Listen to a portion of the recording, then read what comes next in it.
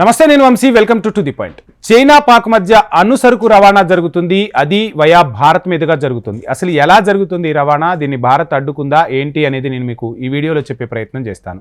భారత సరిహద్దులో అణుకలకలం రేగింది.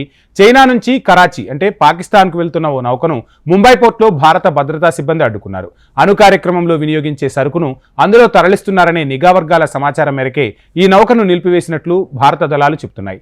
జనవరిలోనే ఈ ఘటన జరిగినప్పటికీ ఈ వివరాలను శనివారం మీడియాకు వెల్లడించారు కస్టమ్స్ అధికారులు.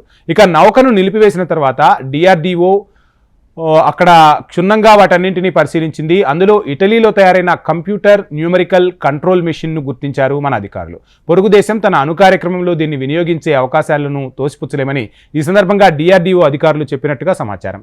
సిఎన్సిని కంప్యూటర్ ద్వారా నియంత్రించవచ్చట. అది అత్యంత ఖచ్చితత్వంతో ఫలితాన్ని ఇస్తుందని కూడా చెప్తున్నారు. దాన్ని ద్వంద్వ ప్రయోజనాలకు కూడా వినియోగిస్తారంటూ డిఆర్డీఓ ఒక ప్రకటన అయితే తెలియజేసింది.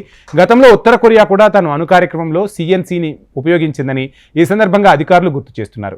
ఇక చైనా నుంచి పాక్కు రవాణా అవుతున్న ఇలాంటి మిలిటరీ గ్రేడ్ పరికరాలను స్వాధీనం చేసుకోవడం ఇదే తొలిసారి కాదు.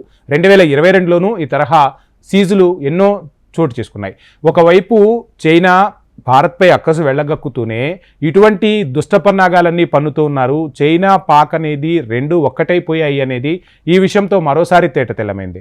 ఏదైనా మన అధికారుల అప్రమత్తతో ఒక పెను ప్రమాదమే తప్పిందని చెప్పవచ్చు. సో రానున్న రోజుల్లో కూడా ముమ్మర తనిఖీలు జరుగుతూ ఉంటాయి. ఏం జరిగినా పాక్ మాత్రం ఆ ఉగ్రవాదం వైపు అడుగులు వేస్తూనే ఉంది. అక్కడున్న ఉగ్రవాదులకు ఇలాంటి పరికరాలు చేజికితే మాత్రం ప్రపంచానికే ఒక పెద్ద వినాశనం తప్పదని అంటున్నారు అంతర్జాతీయ విశ్లేషకులు. ఇది ఇవాల్టి to the point. Please subscribe HM TV.